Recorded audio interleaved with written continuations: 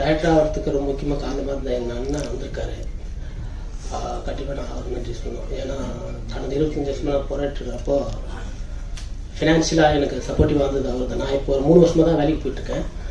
அதுபடி எல்லா வகையிலும் சப்போர்ட் பண்ணி என் அண்ணன் இங்கே இருக்காரு. அவர் வெளியே வர மாட்டார் பெரும்பாலும். ஸோ கண்டிப்பாக அவருக்கு நான் நன்றி சொல்லணும்.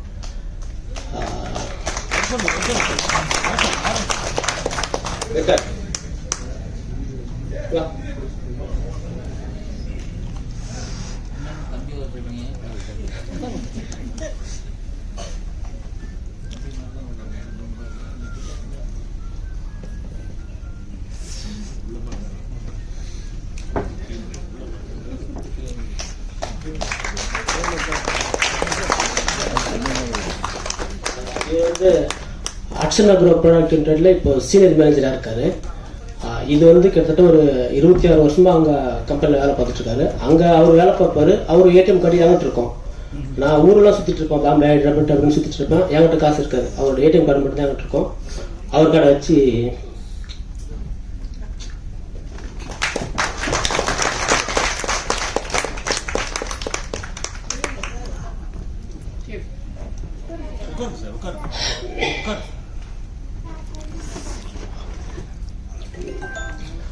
அப்புறம் கண்டிப்பாக எனக்கு அடையார் ஃபிலிம் இன்ஸ்டியூட்டில் படிக்கிறதுக்கு வாய்ப்பு கிடச்சிது. அதுக்கு அட்மிஷன் அப்போது இன்டர்வியூ போனது KB sir, Balachander sir.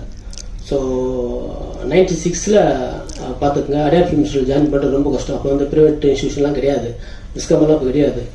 Cinema கற்றுக்கணுன்னா ஒரே institution Adyar film institute. Direction அட்மிஷனுக்காக நான் ட்ரை பண்ணேன். அப்போ பயங்கர போட்டி இருக்கும். கிட்டத்தட்ட ஒரு 600-700 அப்ளிகேஷன் வந்தது. இருக்குது 10 சீட்டு. அந்த 10 சீட்டில் எனக்கு ஒரு சீட்டு கிடைக்கிறதுக்கு கேபி சார், பாலச்சந்தர் சார் இப்போ இல்லை. அவருக்கு நான் கண்டிப்பாக நன்றி சொல்லணும். ஏன்னா அவர் என்னை செலக்ட் பண்ணலன்னா எனக்கு அடையார் ஃபிலிம் இன்ஸ்டியூட்டில் சீட்டு கிடைச்சிருக்காரு. ஏன்னா என் கூட படித்த டைரக்டர் மோகன் ராஜா சார் பெரிய பேக்ரவுண்ட் வந்திருக்காரு. அவரு கூட நான் படிக்கிறதுக்கு வாய்ப்பு கொடுத்ததுக்கு கேபி சாருக்கு நான் நன்றி சொல்லணும். அதே இன்ஸ்டியூட்டில் என்னுடைய நண்பன் சாட்டை அன்பழகன், பொம்மரிலு பாஸ்கர், அப்புறம் இன்னொருக்கிற நிறைய தோழர்கள் எனக்கு கொடுத்தது ஃபில்ம் இன்ஸ்டியூட் தான். அதுக்கு எல்லாத்துக்கும் காரணம் கேபி சார். மறுபடியும் நான் கேபி சாருக்கு நன்றி சொல்லணும். ஃபில்ம் இன்ஸ்டியூட் முடிச்சுட்டு நான் அசிஸ்டன்ட் ட்ரை பண்ணிட்டுருக்கிறப்போ நிறைய இடத்த ட்ரை பண்ணேன். அப்போது சாரோட சிட்டிசன் படம் பெரிய பட்ஜெட்டில் அப்போ அது ஒரு 2099-2000 டைமில் அது ஒரு பெரிய படம். அஜித் சார் பல கெட்டப்பில் நடிக்கிற ஒரு மிகப்பெரிய படம். அப்போ பெரிய பட்ஜெட் படம் அது. அந்த படத்தில் அசிஸ்டன்ட் டைரக்டராக ஜாயின் பண்ணணும்னு எனக்கு தோணுச்சு. ஏன்னா அது இப்போ ஒரு பெரிய படம்ன்றதுனால நிறைய பேர் அதுக்கு ட்ரை பண்ணியிருப்பாங்க. நானும் ட்ரை பண்ணேன். அப்போது ஷூட்டிங் போயிட்டு டைமில் நான் வலசராமத்தில் தான் சாரோட வீடு இருந்தது. அப்போது வீட்டுக்கு போயிட்டு சாரை சந்திக்கலான்னு போகிறப்போ சார் இல்லை, ஷூட்டிங் போயிட்டார். அவரோட அப்பா தான் இருந்தார். அப்பாவை நான் சந்தித்தேன், கேட்டேன் போய், சார் நான் டைரக்டர் பார்க்கணும். இல்லைப்பா அவர் ஷூட்டிங் போயிட்டாரு. அப்புறம் அவர் கூப்பிட்டு நான் பேசினார். யார், என்ன ஜாயின் பண்ண, எந்த ஊர், நீ என்ன பண்ணிருக்கேன்னு கேட்டார். அவர் என்னை பற்றி பேசிட்டு, சரி நீ போ சரவணா, அவர் சொன்னதை கேட்டேன், சரவணா கற்பன் ஸ்டூடியோவில் இருப்பான், நீ அங்கே போய் பாரு அப்படின்னாரு. அவ்வளோதான்.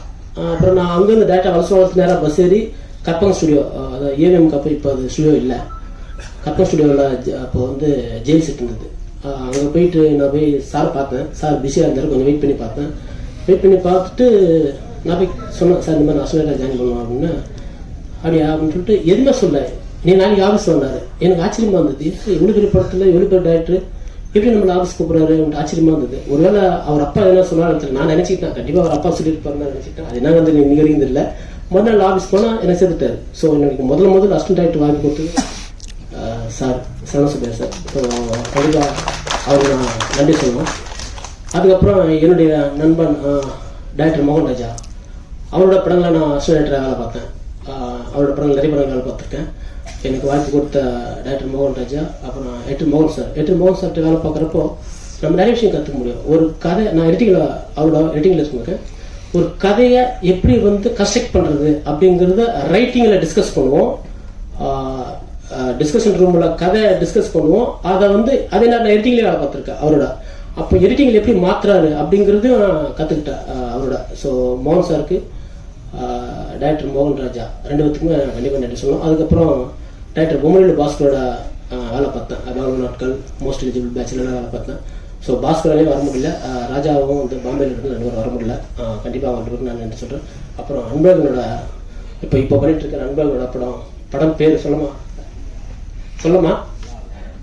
இப்போ லான்னு ஒரு படம் பட்டிருக்காரு. அந்த படத்தில் நான் ரைட்டிங்லேயும் ஷூட்டிங்கில் ஒர்க் பண்ணேன். அப்போ தான் எனக்கு சார் பழக்கம்னாரு. ஸோ அப்போது கதையை முடிச்சுட்டு அன்பழகத்தை தான் கேட்டேன், அந்த கதைக்கு சார் சரியாக இருப்பார், எனக்கு கொஞ்சம் சொல்ல முடியாது அப்படின்னு. அப்புறம் ஒரே ஃபோன் தான் அன்பழகம் பண்ண உடனே சார் கதை கேட்க கொடுத்துட்டாரு. ஸோ அப்படியாக விதார்த் சார் கதைக்குள்ளே வந்தார். எங்களுக்கு வந்ததுக்கப்புறமா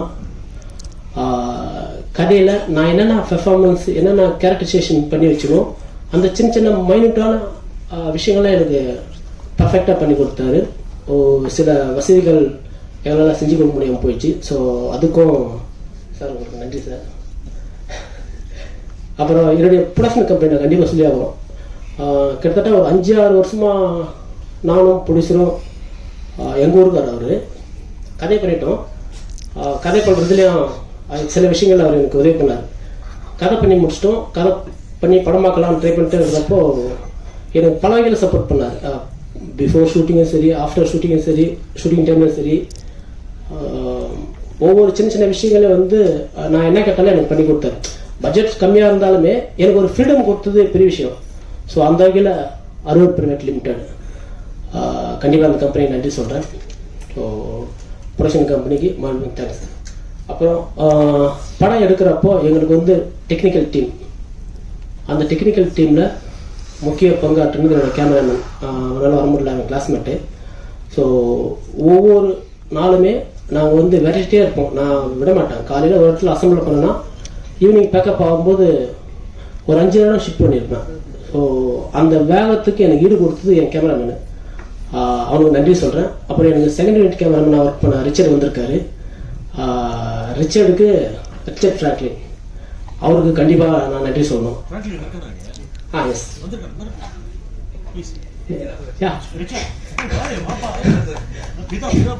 ஆமாம் சார். இப்போ அவர் ஒரு படம் முடிச்சிட்டாரு, 2வது படம் பண்ணிட்டு இருக்காரு. என்னோட கேமராமேன் இப்போ இவர் தான் எனக்கு போஸ்ட் ப்ரொடக்ஷனில் ரொம்ப உதவியாக இருந்தார். ஸோ அவருக்கு, அப்புறமா வசந்த் என்னுடைய கலரிஸ்ட்டு, அப்புறம் கோவிந்த் எங்களுடைய டி மேனேஜர். ஸோ அவங்க எல்லாத்துக்கும் நன்றி. அப்புறம் என்னுடைய எடிட்டர் சந்துரு அண்ணன், அவர் வந்து நானும் கிட்டத்தட்ட ஒரு 30 வருஷமாக ஃபில்ம் ஷூட்டிங் 1 இயர் தான் சீனியரு. ஸோ அவரும் எங்களை மொழியை நான் பல வருஷமாக பழக்கினாலும் நான் ஒரு கதையை பண்ணிட்டேன் அப்படின்னா அது கதை டிஸ்கஷன்லேருந்து எடிட் பண்ணுறதுலேருந்து எல்லாத்துமே எனக்கு ரொம்ப கோஆப்ரேட்டிவாக இருப்பார். நான் ஷூட் பண்ணி முடிப்பேன், அதை எடிட் பண்ணி கொடுத்துருவாரு. ஸோ எனக்கு ஒரு கான்ஃபிடென்ட் கிடைக்கும், பரவாயில்ல நம்ம பண்ணுறது கரெக்டாக தான் பண்ணுறோம் அப்படின்ற ஒரு கான்ஃபிடென்ட் கொடுத்தது சந்திரா அண்ணன். தேங்க்ஸுங்க. அப்புறம் என்னுடைய ஆர்ட் டைரக்டர், இவரும் நானும் வந்து தெல்லாலகிரி காலேஜ்லேருந்து வேலை பார்த்துருக்கோம். மெலன் சாரோட அசோசியேட்டு. இப்போ நான் படம் பண்ணும்போது எனக்கு அவர் தான் கரெக்டாக இருப்பாருன்னு நான் அவரோட ஒர்க் பண்ண ஆரம்பித்தோம். எனக்கு ஊரில் ஒரு செட்டு தேவைப்படுது. ஸோ அந்த செட்டு வந்து குறைஞ்ச பட்ஜெட்டில், அது வந்து ரெகுலராக போடுறதா இருந்தால் அதோட பட்ஜெட் வேறு. பட் எனக்கு அங்கே கிடைக்கிற ராணிப்பேட்டில் கிடைக்கிற மெட்டீரியல் வச்சு எனக்கு ஒரு பட்ஜெட்டில் போட்டு கொடுத்தாரு. தாமா ரொம்ப நன்றி தாமா. அப்புறம் என்னோட பாடலாசிரியர் நீதி, கண்டிப்பாக அவர் மென்ஷன் பண்ணி ஆகணும். ஏன்னா அவர் வந்து முதல் படத்துக்கு எதிர் மாதிரியான ஒரு ஃபீல் இருக்காது. நான் ஒரு கதையை கிரியேட் பண்ணிட்டு அந்த பர்டிகுலர் சுச்சுவேஷனுக்கு நீங்கள் இந்த மாதிரி வார்த்தைகள், இந்த மாதிரி எமோஷன் கொடுக்கணும்னு நான் நினைப்பேன். டிஸ்கஸ் பண்ணுவோம், அவ்வளோதான். நான் விஷயம் மட்டும் சொல்லுவேன், அதுக்கான வரிகள் ப்ராப்பராக கன்ஸ்ட்ரக்ட் பண்ணுவார். அதில் முக்கியமான வரி தான் மேடம் சொன்னாங்க, மந்திரமோ மாயங்களோ அப்படிங்கிற வரி வந்து எனக்கு ரொம்ப பிடிக்கும். ஏன்னா அது வந்து படம் முடிகிறப்போ ஒரு இடத்துல வரும். ஸோ அந்த மாதிரி எனக்கு வரி கொடுத்த எங்கள் பாடலாசிரியர் நீதிக்கு நன்றி சார். அப்புறம் நாங்கள் படம் ஷூட் பண்ணி முடிச்சிட்டோம். எங்களால் இசை பண்ணல, எங்களால் ஃபிக்ஸ் பண்ண முடியல டியூ டு பட்ஜெட். ஸோ அப்போது நான் படம் பண்ணி முடிச்சிட்டேன், ஷூட் பண்ணி முடிச்சிட்டேன், எடிட்டிங்கும் முடிச்சிட்டோம். இப்போ கண்டிப்பாக நான் இசையமைப்பாளரை ஃபிக்ஸ் பண்ணி ஆகணும். அப்படி இருக்கிற கட்டாயத்தில் என்ன பண்ணுறதுன்னு தெரியல. நான் உதயகுமார் சாரை போய் பார்த்தேன். உதயகுமார் சவுண்ட் இன்ஜினியர், உங்களுக்கு தெரிஞ்சிருக்கோம், senior engineer, most warden engineering south India. இப்போ கூட அவருக்கு வர முடியல, அவர் ஹைதராபாத்தில் ஏதோ படத்தில் இருக்காரு. ஸோ அவர்கிட்ட போயிட்டு இந்த மாதிரி இசையமைப்பாளர் வேணும்னு என்ன பண்ணலான்னு இருக்கிறப்போ என்னடா கதை அப்படின்னாரு. இந்த மாதிரி ரூரல் பேக்ட்ராப் அப்படின்னா சரி இரு நானே உங்களுக்கு சொல்கிறேன்னு அவரே ஒரு ஃபோனை போட்டார். அவரே ஃபோன் போட்டு தான் இசையமைப்பாளர் ரகுநந்தன் சார் அவரே ஃபோன் போட்டார், பட்ஜெட்டு அவரே முடிவு பண்ணார், எல்லாத்தையும் பேசி முடிச்சு இசையமைப்பாளருக்கு என் கையில் கொடுத்துட்டாரு. ஆனால் பிஃபோர் ஷூட்டிங்கே எனக்கு ஒரு ஐடியா இருந்தது சாரை பிடிக்கணும்னு. ஆனால் என்னென்னா அப்போ தான் ஐயோ தெரியுது சார் பெரிய ஹிட்டாக இருந்தது. ஸோ அந்த சமயத்தில் போனால் பட்ஜெட்டில் வருமா ஏன்னா டவுட் இருந்தது. நான் அப்போ அவர் அப்ரோச் பண்ணவே இல்லை. பட் எனக்கு அந்த வேலையை உதயகுமார் ரொம்ப ஈஸியாக முடிச்சு கொடுத்தாரு. ஸோ இந்த படத்துக்கு உதயகுமார் வந்து சவுண்ட் இன்ஜினியரிங் பண்ணிச்சிருக்காரு, அவருக்கு கண்டிப்பாக தேங்க்ஸு. அதுக்கப்புறம் டப்பிங் பண்ண என்னுடைய டப்பிங் இன்ஜினியர் பர்னி வந்திருக்காப்புல, பர்னிக்கும் ரொம்ப நன்றி. இசையமைப்பாளர் வந்து நான் கதையை பண்ணி முடிச்சுட்டேன், கதையை பண்ணி முடிச்சுட்டு ஃபுட்டேஜ் கொண்டு போய் கொடுத்துட்டேன். நான் அவர்கிட்ட எதுவும் சொல்ல கதை சொல்ல எதுவும் சொல்ல, நீங்களே படத்தை பாருங்கன்னு கொடுத்துட்டேன். அவர் படத்தை பார்த்துட்டு எந்த இடத்துல நான் என்ன உணர்வை என்ஹான்ஸ் பண்ணணும்னு நினைச்சனோ அந்த விஷயத்த அவராக புரிஞ்சுக்கிட்டு அவரு ஒரு பேக்ரவுண்ட் ஸ்கோர் போட்டார். ஒவ்வொரு நாளும் நான் வந்து எஸ்ஆர்எம்ல 4 மணிக்கு மேலே வேலையை முடிச்சுட்டு நேராக ஸ்டுடியோக்கு போவேன், வாங்கன்னுவார். பேக்ரவுண்ட் ஸ்கோர் ஒரு ரீல் பை ரீலாக காட்டுவார். நான் என்ன எதிர்பார்க்குறேனோ அந்த எமோஷனை ஸ்ட்ராங்காக நான் நினைச்சதை விட அதிகமாக என்ஹான்ஸ் பண்ணி கொடுத்தாரு சார். ரொம்ப நன்றி சார். அப்புறம் பாடல்கள், ஒவ்வொரு பாடல்களும் ஒவ்வொரு எமோஷனை கொடுக்கணும் அப்படின்னு நான் அவன்கிட்ட சொல்லியிருந்தேன். பொதுவாக என்ன மாதிரி புது இயக்குநர்களுக்கு வந்து நம்ம நினைச்ச மாதிரி டியூன் அமையலைன்னா அவங்ககிட்ட கேட்கறதுக்கு சின்னதாக ஒரு ஹெசிடேஷன் இருக்கும். அந்த ஹெசிடேஷனை வந்து எனக்கு முதல் மீட்டிங்லேயே காலி பண்ணிட்டார். உங்களுக்கு என்ன வேணாலும் கேளுங்க, நான் கொடுக்க தயாராக இருக்கேன், நான் ஹெசிடேட் பண்ணாதீங்க. ஏன்னா அவர் கிட்டத்தட்ட 25-30 படம் பண்ணிட்டாரு, நான் முதல்ல படம் பண்ணிட்டேன். பட் அந்த எந்த ஒரு பேரியரும் அவர் வச்சுக்கல. நாம் என்ன கேட்குறோமோ அதை எனக்கு பண்ணி கொடுத்தாரு சார். உங்களை மாதிரி இசையம் பண்ண எல்லாருக்கும் கிடைப்பாங்களான்னு தெரியல. நன்றி சார். அடுத்தடுத்த படங்களுக்கும் நிச்சயமா தேங்க்யூ சார். அப்புறம் என்னோட டைரக்ஷன் டீம் வந்து நான் விரட்டிட்டே இருப்பேன். ஏன்னா டைம் இருக்காது, பட்ஜெட் இருக்காது. தினமும் நான் 4 சீன் போட்டிருப்பேன் ஒரே நாளில். அந்த 4 சீனை வந்து எடுக்கணும்னா ப்ராப்பர்ட்டி, காஸ்டியூம்ஸு, ஆர்டிஸ்ட்டு, லொக்கேஷனு, பல பிரச்சனை இருக்கும். இந்த எல்லா பிரச்சனைக்கும் நான் டைரக்ஷன் டீம் தான் விரட்டுவேன். ஆஃபீஸாக அதெல்லாம் பண்ணுவாங்க, நானும் வேறு வழியில் தான் பண்ணேன். என்னோட direction team codirector Selva, codirector Mohankumar sir இருக்கார் எங்கேயோ. அதுக்கப்புறம் என்னுடைய வினோத், ஊருக்கு பையன், அவன் எங்கே இருக்கான்னு தெரியல, வந்திருக்கான்னு தெரியல. அப்புறம் அமல், முருகன், என்னோட சிஜி பண்ண முருகன் வந்திருக்கான்னு நினைக்கிறேன், அலெக்ஸு. ஸோ ஒவ்வொரு என்னுடைய கோ டைரக்டர்ஸ், அசிஸ்டன்ட் டைரக்டர்ஸ் எல்லாருக்கும் ரொம்ப நன்றி. அதுக்கப்புறம் எங்கள் கல்லூரி பற்றி சொல்லணும். ஏன்னா நாங்கள் ஷூட்டிங் முடிச்சிட்டோம். ஷூட்டிங் பண்ணுறதுக்கு நான் ப்ரொஃபஸராக ஒர்க் பண்ணிட்டு இருக்கிறேன். எனக்கு 3.5 மாதம் லீவ் கொடுத்தாங்க. பொதுவாக எந்த காலேஜில் அந்த மாதிரி கொடுப்பாங்கன்னு எனக்கு தெரியல.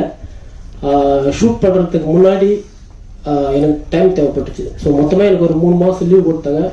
லீவ் கொடுத்ததில் நான் ஷூட் பண்ணி முடிச்சிட்டேன். அப்புறம் எடிட் பண்ணுறதுக்கு எனக்கு டைம் கொடுத்தாங்க. டப்பிங் அங்கேயே பண்ணேன், ஃப்ரீயாக டப்பிங் தேட்டர் கொடுத்தாங்க. ஸோ இப்போ மறுபடியும் ப்ரொமோஷன் லீவுக்கு ஒரு 20 நாள் கொடுத்துருக்காங்க. ஸோ எல்லா வகையிலும் எனக்கு உதவி பண்ணுற எஸ்ஆர்எம் குழுமம் ராமபுரத்துக்கு ரொம்ப நன்றி. ஸோ அதுக்கப்புறம் வந்து எங்களுக்கு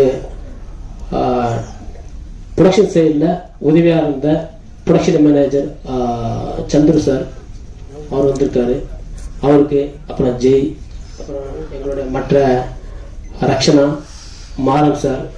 என்னன்னா ரக்ஷனா வந்து அதுக்கு முன்னாடி ஒரு 2-3 ஹீரோயினை நான் ட்ரை பண்ணேன். எனக்கு கரெக்டாக அமையல. அப்போது எதாச்சும் மார்கழி திங்கள் பார்த்தேன். மார்கழி திங்கள் பார்த்துட்டு அந்த முகம் பிடிச்சிது. அது என்ன, பாலைவன சோலையில் ஒரு சாங் வரும், அந்த சாங்கில் ஒரு ஆர்டிஸ்ட் இருப்பாங்க, அந்த ஆர்டிஸ்ட் மாதிரியான ஒரு லுக் இருந்தது. ஏதோ ஒரு விஷயம் இருக்கு அவங்ககிட்ட அப்படின்னு ட்ரை பண்ணி பேச ஆரம்பித்தேன். அவன் கதை சொன்னேன், அவனுக்கு பிடிச்சது. நல்ல வேலை நான் கோட் பண்ண பட்ஜெட்குள்ளே வந்துட்டாங்க.